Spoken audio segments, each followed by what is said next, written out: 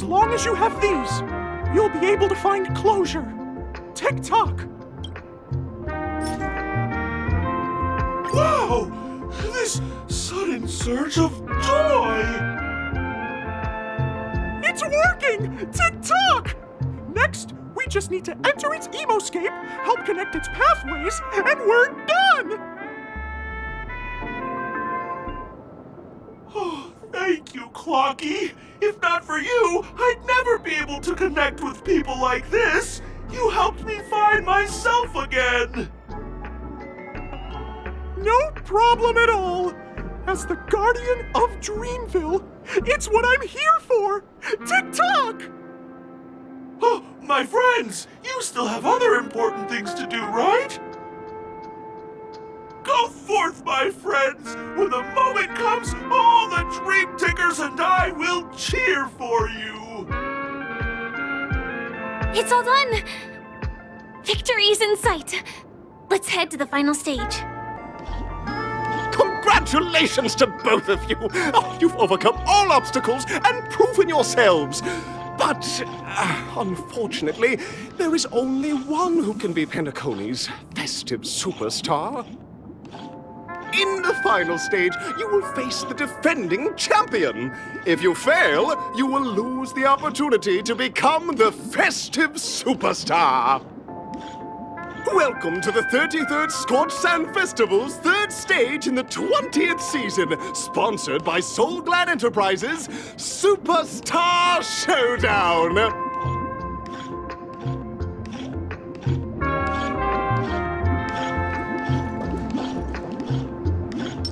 Sound lingers. Make a wish.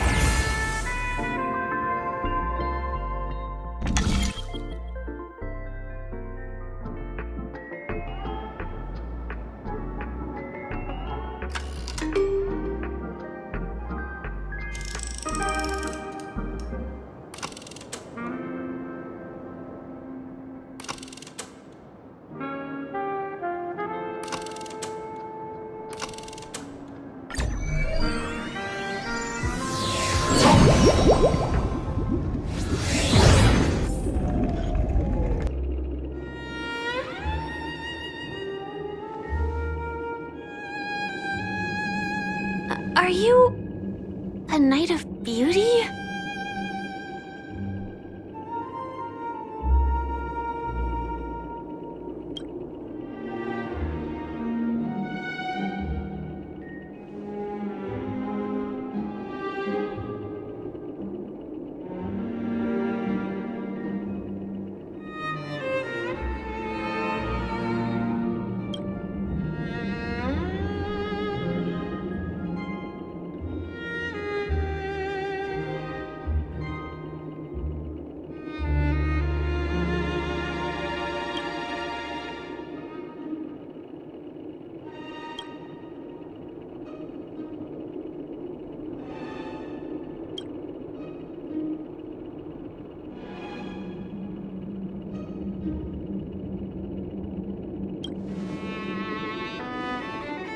That's right. This magnificent dream is built upon the Stellaron and the countless sacrifices of many people.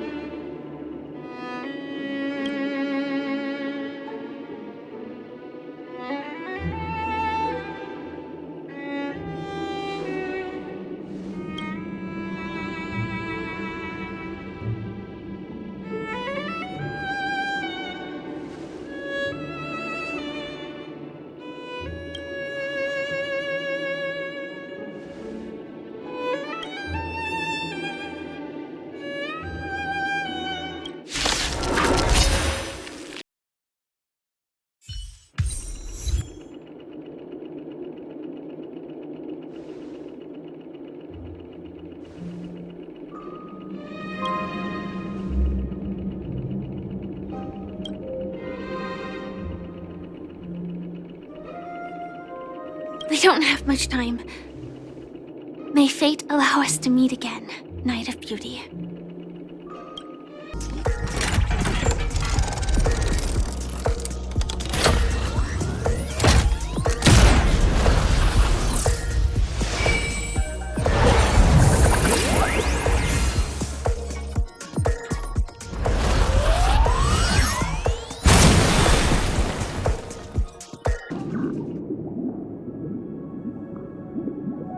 Congratulations to the both of you on becoming the festive superstars of this year's Charmony Festival before entering the Grand Theater.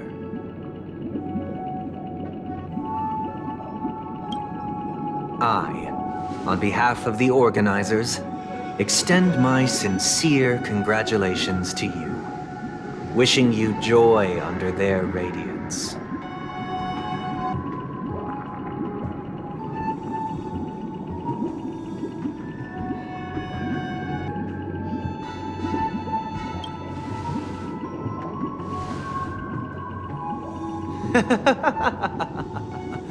Your endeavors are worthy of extra recognition, and I've taken steps to ensure that.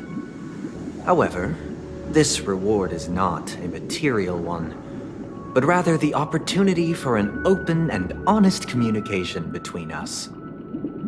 As previously promised, my sister, Mr. Yang, and I have met with the Dream Master.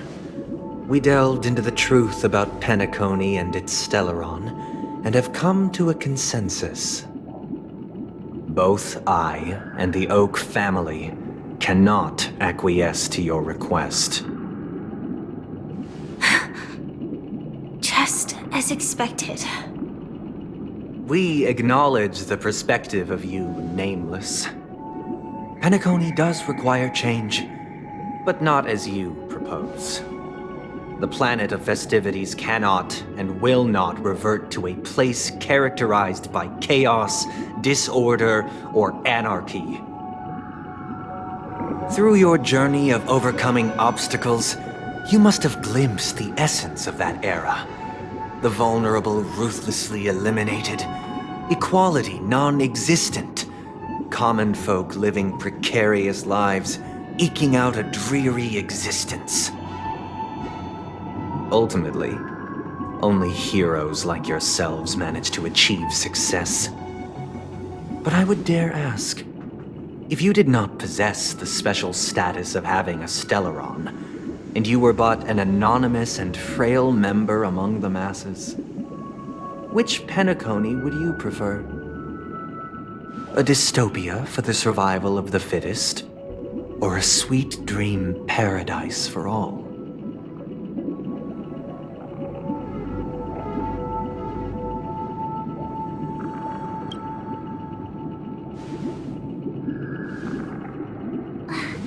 That's not the point! Don't let him mislead you! Mr. Sunday, even if the members of the Oak family can't fully agree on what to do about the Stellaron, now's not exactly the time to be holding an extensive discourse about Penacony's past and future, is it? The Stellaron issue concerns the life and death of everyone on Penacony. If anyone has a better suggestion, the crew is more than willing to listen.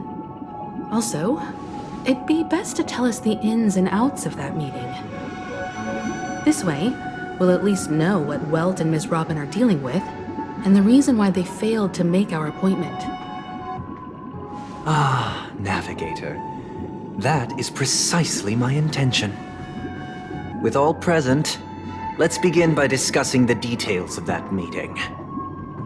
Let's talk about our tribulations and choices, our ideals and beliefs, and our final course of action. The only path to take.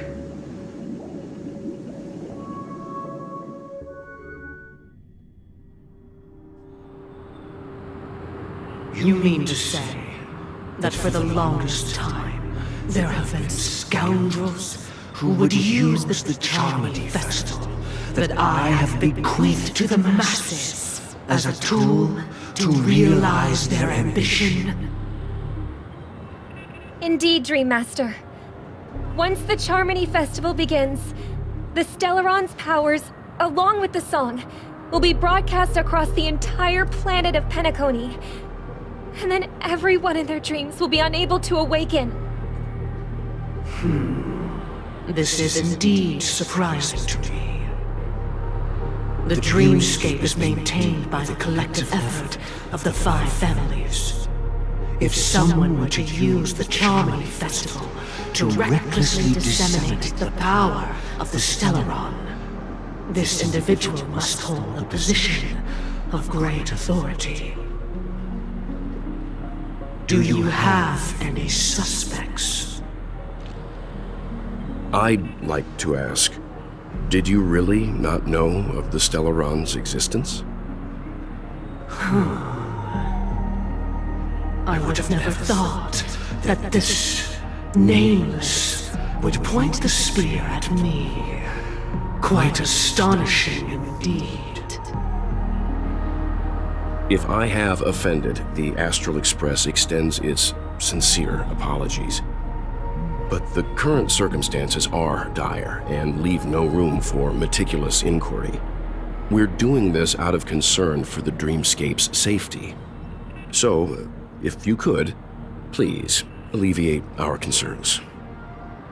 Dream Master, it's just to prove that the Charmony Festival has nothing to do with the Stellaron. If we're being overly cautious, I will return to the stage to offer tribute in song, just per the arrangement.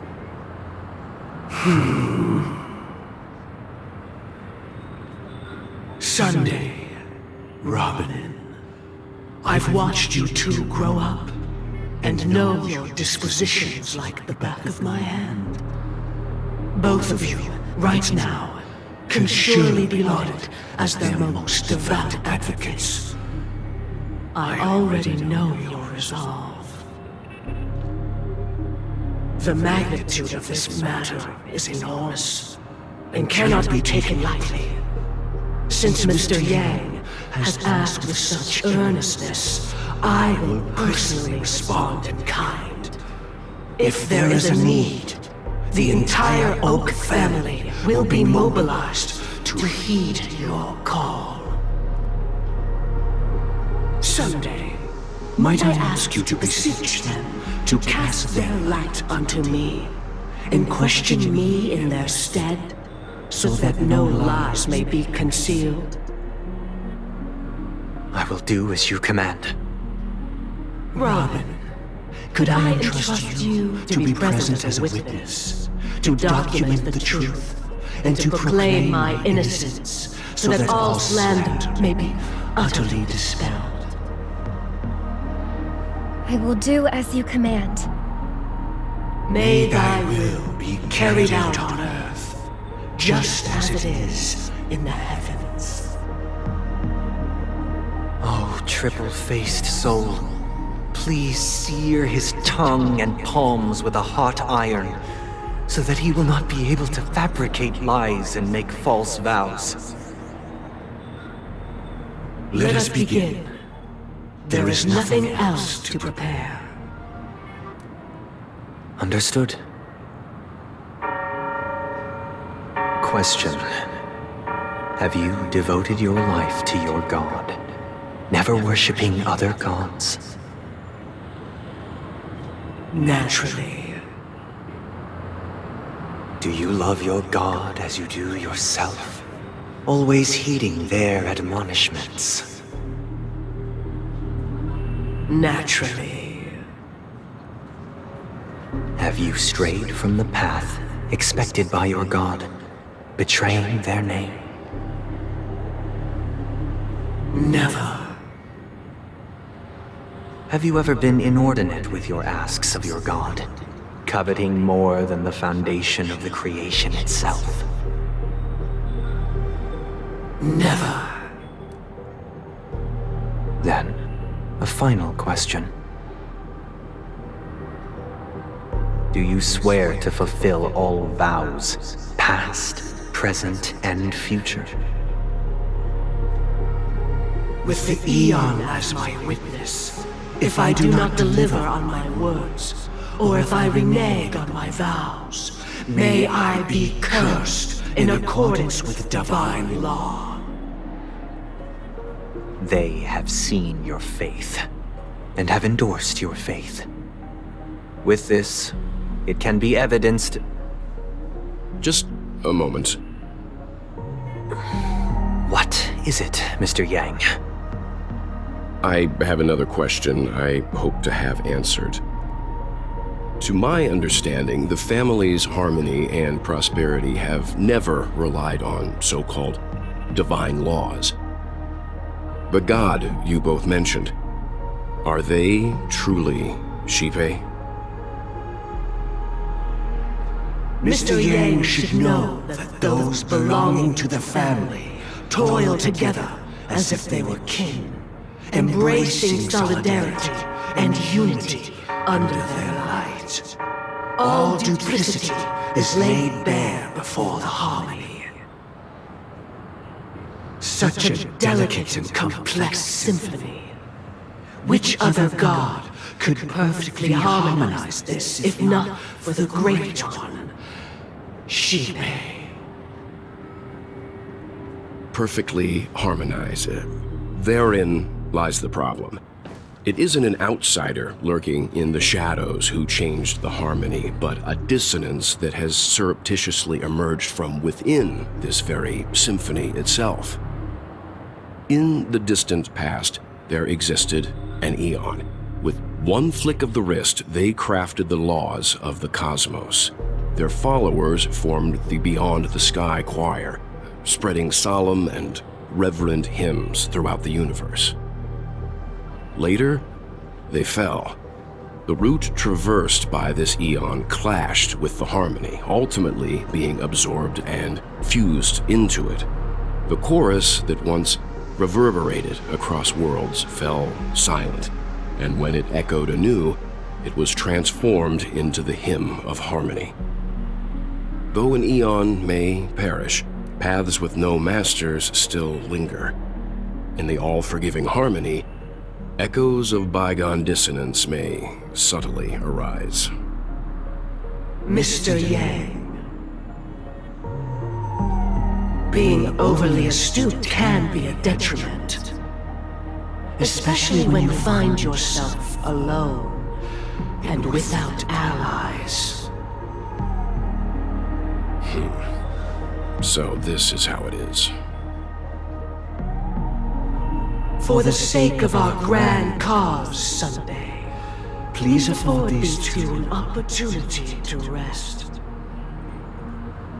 What?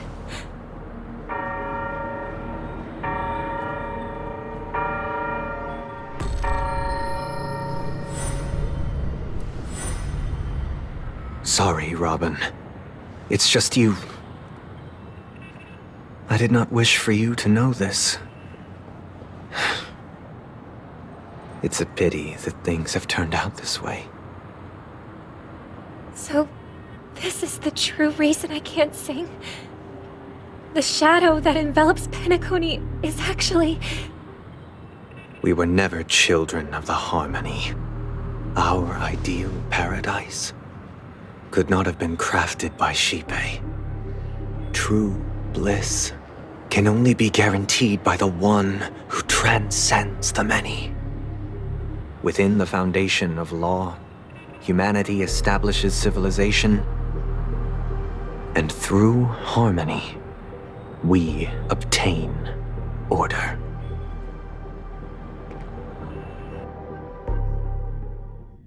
Unbelievable. To think that there would be remnants of the Order on Penacony. What have you done with Mr. Yang and Miss Robin? Don't worry. I just gave them some time alone to ponder their fates. You should know that these actions make you an enemy of the Astral Express. Should we need to stand against the Nameless, it would only be myself and the Oak family involved. But we haven't reached that point yet, have we? Your efforts for the justice of Penacony are evident to everyone, and have been widely observed.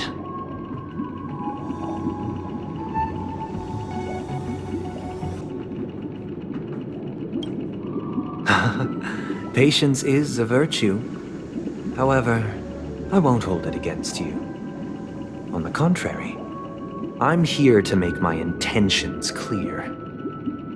If it is the order that drove you to imprison Welt and Robin, and you're using them to coerce our compliance, then there'll be no point in entertaining any type of discussion. You're mistaken, Miss Himiko. They are in very safe hands, and just as the family has always proclaimed, no one can be harmed in the dreamscape, least of all in the beautiful new world belonging to the Order. Penacony and the entire universe have witnessed far too much innocent bloodshed. The strong wield their blades against the weak, and the victors push the vanquished to the brink of life. Natural selection. The world abides by this principle, establishing the well-being of humanity atop the corpses of the downtrodden. Only we, or rather, I, possess the power to put an end to this farce. So you've decided to resurrect a dead Eon? No one's ever done such a thing.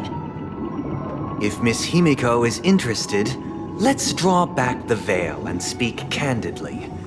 I've always firmly believed that people can understand one another through peaceful means. I'm willing to divulge the unembellished truth as to the intentions of the Order's Pathstriders, so that you will make better judgment for the Astral Express, for Penacony, and for this stretch of the universe. Words can hardly do justice to the beauty of that ideal. So, come with me, everyone. Let us retrace our steps and see once again where this road leads. Huh? Where'd he go? Welcome. This isn't any location in Penacony's dreamscape. It's my inner world. The reason the scenery before you remains unchanged is because your consciousness has drawn on similar concepts to fill in the gaps.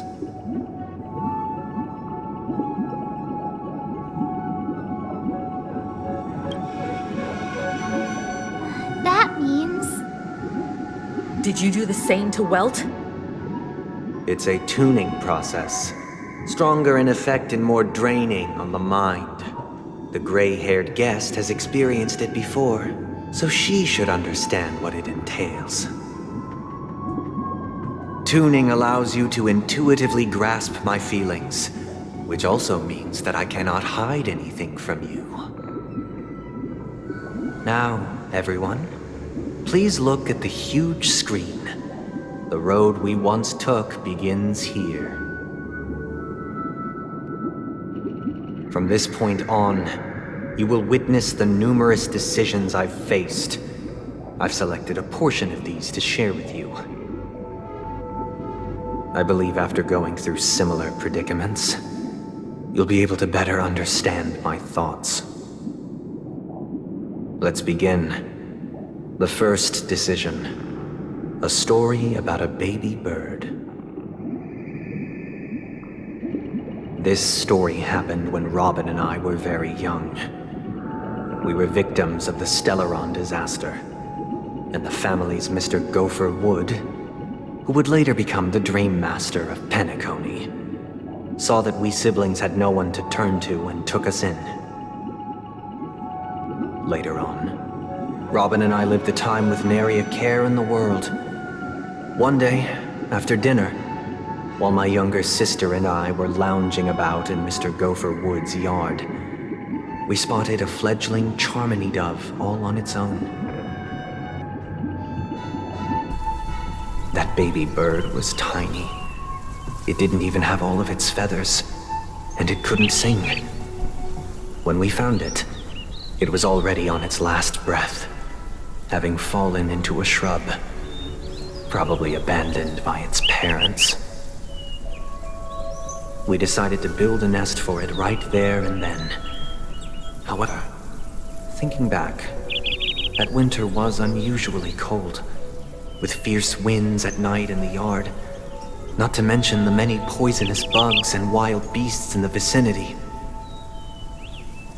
It was clear that if we left the fledgling in the yard, it stood no chance of surviving until spring. So, I suggested we take it inside, place it on the shelf by the window, and asked the adults to fashion a cage for it. We decided that when it regained its strength enough to spread its wings, we would release it back into the wild. The tragic part, something that we'd never considered, was that this bird's fate had already been determined long before this moment.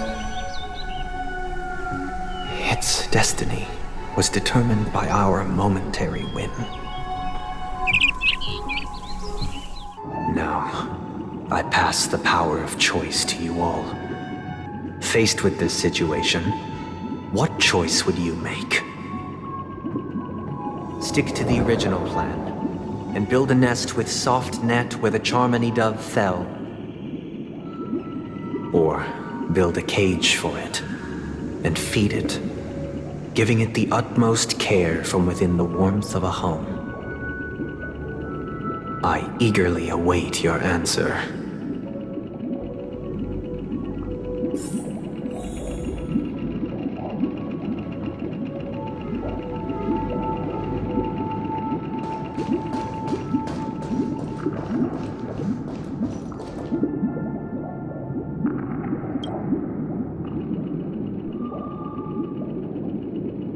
Interesting. Since you've made up your mind, allow me to reveal what fate this choice will bring to the fledgling. From what I've observed, there are at least 3 predators in that yard that prey on small birds. The Vosicle scorpion, Asdana wolverine, and the Huntington winged snake. Even if they shy away from humans, these animals are still near apex predators in a fenced location like a yard. In such a location, only one fate awaits that little Charmony dove. A painful death. As for the choice you made, I am deeply sorry. Now, let us advance to the second decision. This time, it's the story of a dream chaser. This story happened when I was appointed as Bronze Melodia, a position exclusive to the Oak family, charged with listening to the problems and vexations of Dreamscape residents, and providing them with the relevant guidance. It was during that period that I had the opportunity to hear voices from all corners of the Dreamscape. Joy, sorrow, arrogance, regret. The complex tapestry of human nature that formed the world. And I was fortunate to catch a glimpse of it. He was a dream chaser, and an illegal stowaway. Just like the rest of them, he came to Penacony in search of a better life, except that, to most people, the price he paid, I suppose you could say it was everything. He told me I sold everything I could at home. The house, the land, even his 2 children. He said he could not afford to raise them, and that at least they could eat if they lived as slaves. He had a plan in place. He would buy back his children once he had made his fortune, and enjoy Penacony's beautiful dream with them. Alas, his plan to smuggle himself was somewhat clumsy, and he was sniffed out by those pig-headed hounds. After hearing the Dream Chaser's story, I immediately appealed to the Bloodhound family to cease their pursuit. That way, at least he could live peacefully. But I was still too naive to the ways of the world. I did not anticipate that what I thought was a kind gesture would later lead to dire consequences. I'll tell you the outcome soon. For now, I'd like you all to make a choice. Will you do as I did, and try to convince the Bloodhound family to stop their pursuit, so that the Dream Chaser may live peacefully and realize his wishes? Or will you remain silent, leaving him to languish while the hounds are hot on his heels, until his inevitable judgment arrives? I look forward to everyone's decisions. Who knows? Perhaps they might even alter the outcome of this tragedy.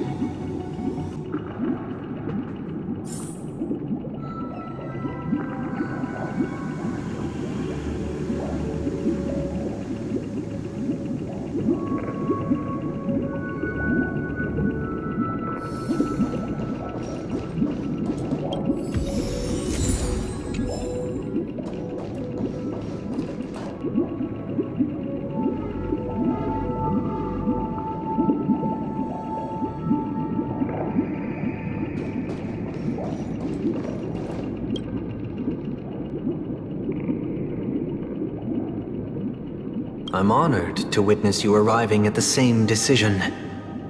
Out of respect, I'll share with you the dire consequences that my choice back then brought about. First, the outcome. He attained major success. After avoiding capture, he ran a business for a few years, very quickly making a name for himself, elevating his status.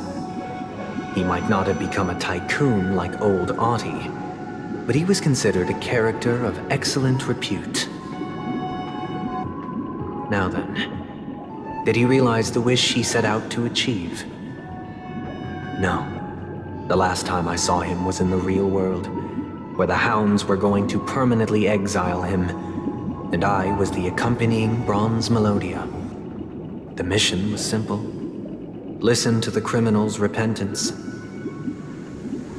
He told me the reason he was in this predicament was because he conspired to usurp the head of the Alfalfa family. When I asked him about his 2 children, he instead responded with a question. What children? In the end, my heart aligned with the harmony, and the good deed I dared to undertake held no value, turning instead into a wrongdoing. It created a lamentable oppressor and countless oppressed individuals. As to your choice, I once again offer my heartfelt apologies. Next comes the third and final decision. And the story this time is my own. This story happened the day I was appointed the Oak family head. At that time, Mr. Gopherwood was the current Dream Master, and as per his wish, we had a private conversation. What surprised me was that the Dream Master had only come to deliver a letter to me. He let me read its contents, and it was a letter from my sister. The letter contained the usual pleasantries, anecdotes from her travels, nothing out of the ordinary. Just as I started wondering how this letter related to our discussion, the Dream Master began to speak. Do you know who wrote this letter? My sister, of course. But why would you personally visit me to hand me a letter from my sister containing mere trivialities? To help you grasp the full scope of this issue. Do you know where Robin is at this moment? From what the letter indicates, she must be in Caspelina 8, correct? She's touring there right now. Correct. Has she mentioned anything about a stray bullet?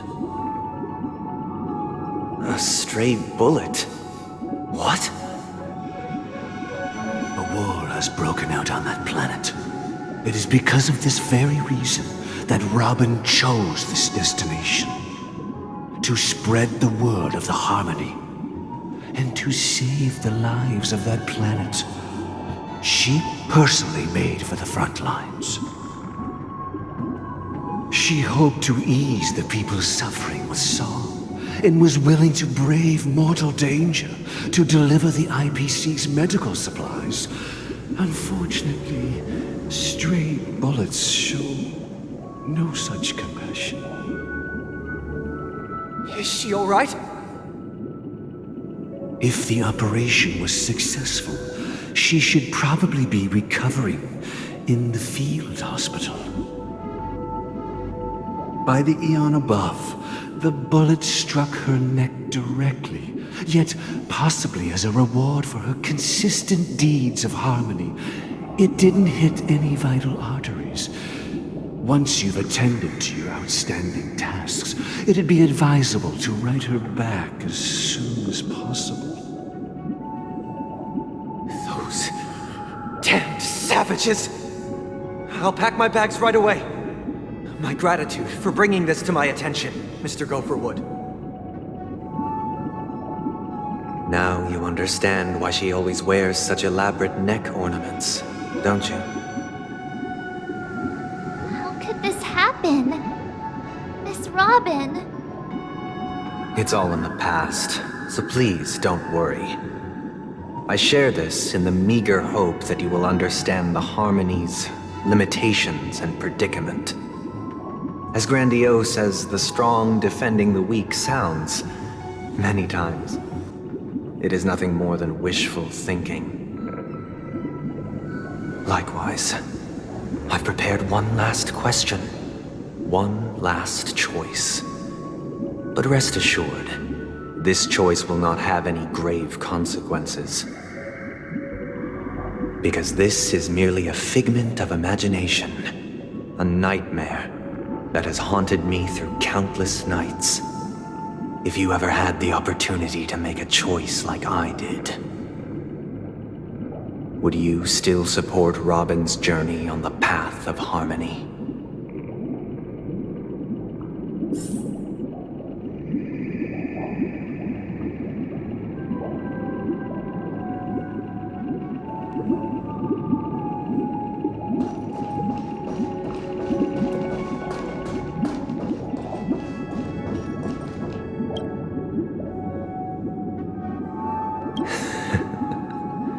I see.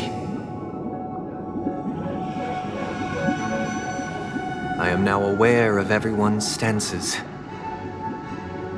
Raising these questions merely serves to illustrate one point. The plight of Penacony cannot be salvaged by the Harmony.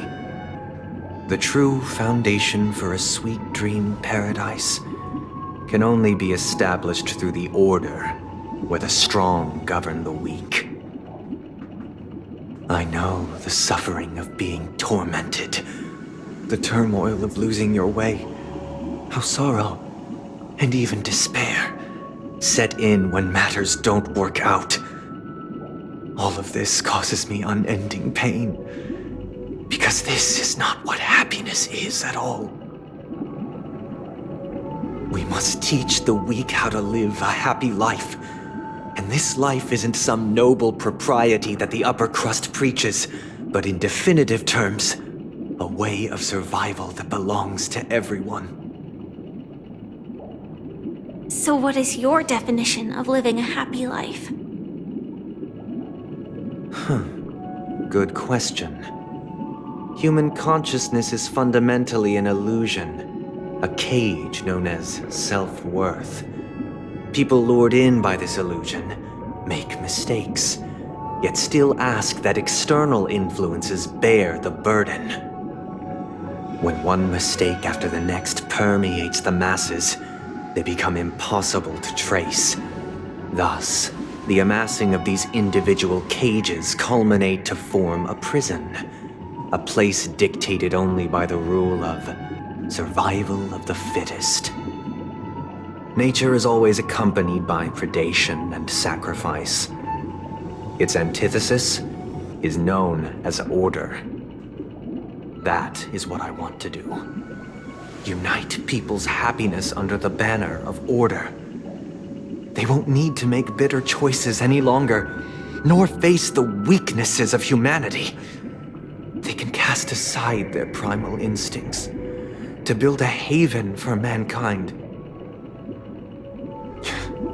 Simply describing thoughts is far too abstract, so allow me to provide a simple example. As you all may know, there are societal norms like weekends and long weekends that exist on some worlds. During these hard-earned rest days, people are given the chance to extricate themselves from the stresses of everyday life, allowing a certain tranquility to return to their souls. And it is only on these days that people do not have to adhere to the law where the strong prey on the weak. They can live out their lives happily during these brief intermissions. It's just a pity that 2 or 3 days are still too fleeting compared to the span of a lifetime. From where I stand, society's ideal system should be 7 rest days. Following Sunday, there should ensue a second, a third, and indeed an infinite procession of Sundays. This should be the face of the new world. Idyllic, eternal, peaceful days. And thus, every person can return to their base selves in this utopia. Some gaze in reverence at the stars, pouring their whole beings into calculating the distance between us and the isolated world of Pagana. Meanwhile, some seek refuge in quiet corners, holding one another, unencumbered by the chains of unwelcome obligations. There would be no need to bear the hardships of reality. Only in this way can humanity face the inevitable end with the purest of spirit, living a life of dignity. This is what it is to live in bliss. Miss Firefly, you who are stricken with entropy loss syndrome, you of all would surely understand this.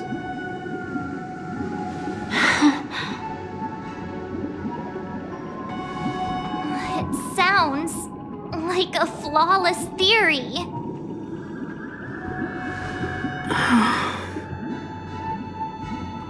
But what is the price to attain all this? The cost is minute, merely a personal and eternal sacrifice. If this paradise is to be maintained for everyone, someone must remain trapped in solitary awakening until the end of the cosmos. Awakening. Which means that this so-called paradise is still a dream. Stepping into this paradise means forsaking reality, correct?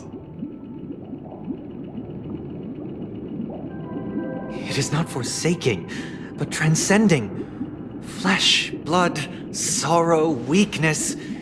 If the physical is the root of spiritual suffering, it is only logical that we defeat it. But in this supposed bliss, people won't have defeated their demons. The chance to overcome their tribulations would be forever lost to them. In other words, it is an escape. That's another way of understanding it. But there is no shame in escape. On the contrary, the seeds of escape exist in everyone's hearts. Don't you agree, Miss Firefly? And as to why we sleep, it is because we are afraid to awaken from our dreams. But this is not in conflict with the grand plan. Only in acknowledging this can we truly understand the frailty of human nature, and from there, show compassion and protection.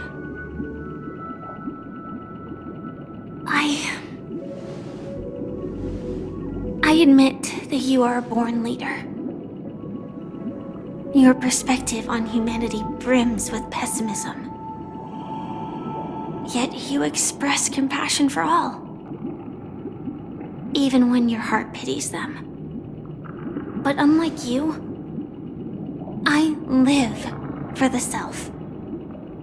From my perspective, individuals making choices for themselves is their birthright. The want to escape may be innate in the weak. But whether they are weak or not, it is not up to another to decide. Perhaps in your mind, you also view me as weak?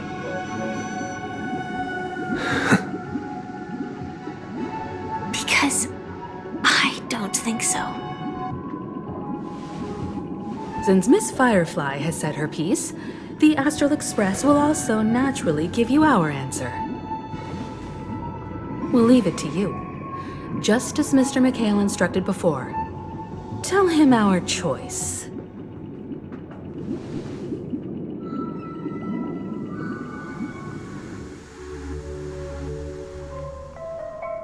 What is this place? Does this place ring any bells, Misha? I don't know, but I feel a sense of déjà vu.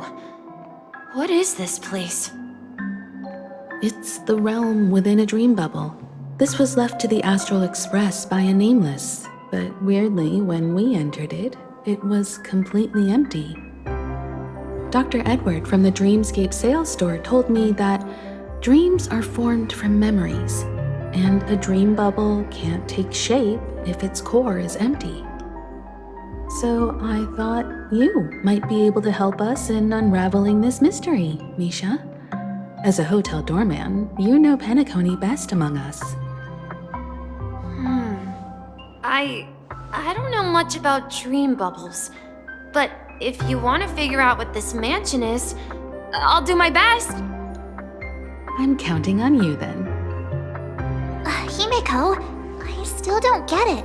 Why were you so sure that Misha had a connection with this dream bubble? I wasn't sure. It was just a hunch. But since Misha feels familiar with this place, my hunch might be correct.